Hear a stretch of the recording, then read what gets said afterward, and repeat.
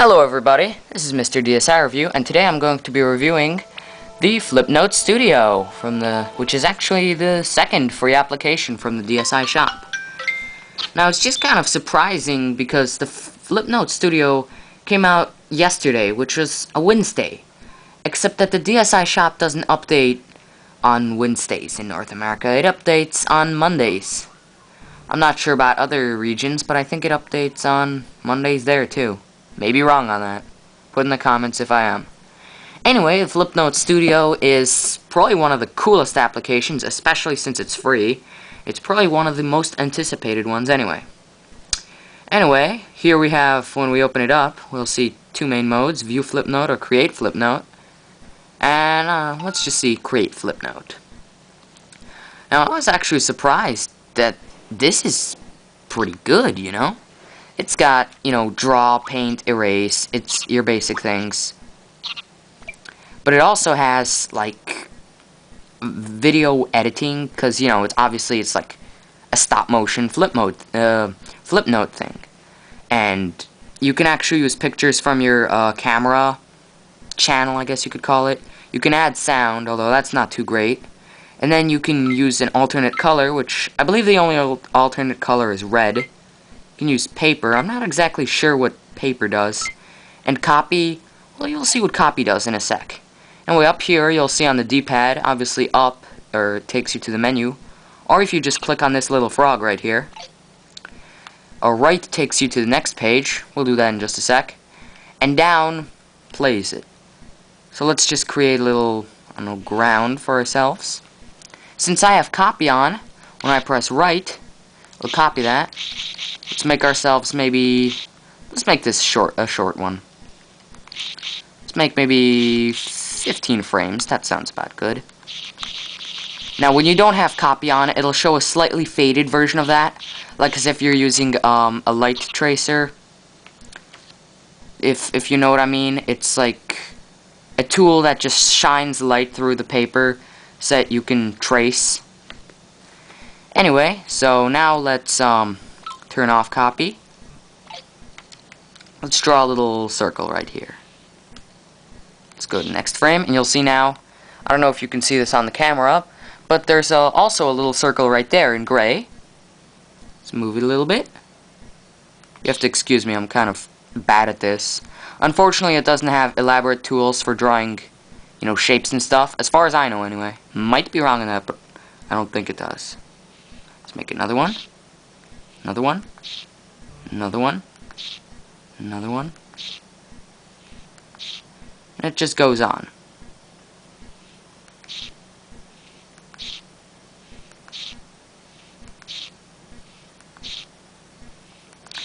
And we only use 13 frames, so now let's see something cool we can do.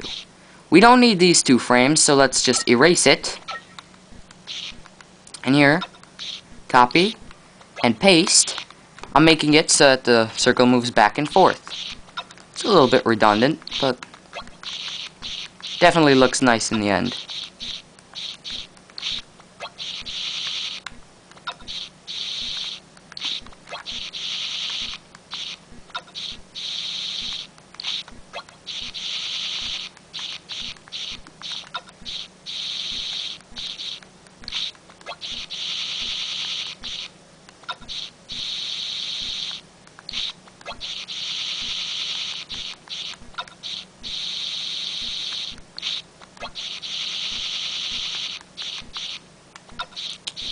There we go, almost done.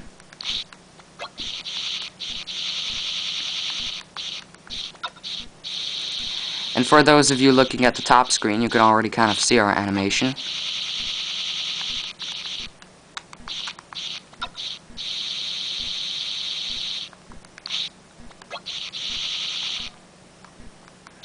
And at that point, the animation would loop, so we'd be at frame 1.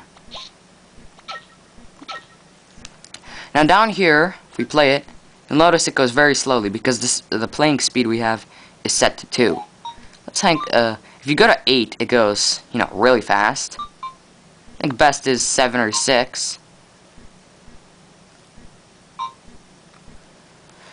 So there we go. It just loops permanently, so you see our little ball going back and forth. Simple enough. It's actually pretty nice. So we can save that to system memory. I'm actually not too sure if this takes up more space in the system memory. The actual program is 88 blocks, but I'm thinking that the program itself wouldn't take 88 blocks. I'm pretty sure it reserved some space on the side for these. Like, for example, with Super Smash Bros. Brawl, like if you save replays and photos, I don't believe it takes up more memory. I think it's just kind of Super Smash Bros. Brawl has its own memory reserved. It's kind of like that. Anyway, let's go to the menu and now exit out. Now let's check View Flipnote from system memory.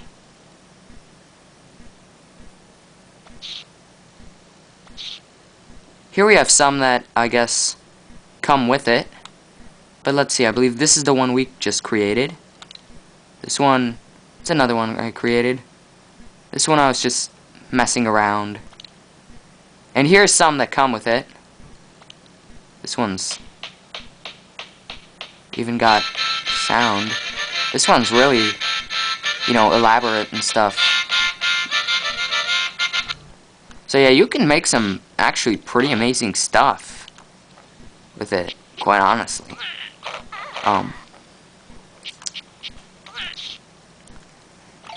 And then one really cool thing you can do is you can actually upload to, well, the internet essentially.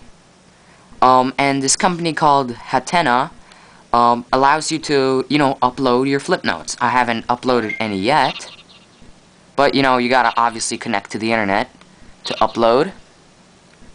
And you can, as well as uploading Flipnotes, you can view other people's. And I think if you liked it, you just give it, either you rate it or you just kind of give it a thumbs up, you know. Of course, it's got its own, you know, user agreement. So let's see now, all Flipnotes. Just out of curiosity, just to show it off.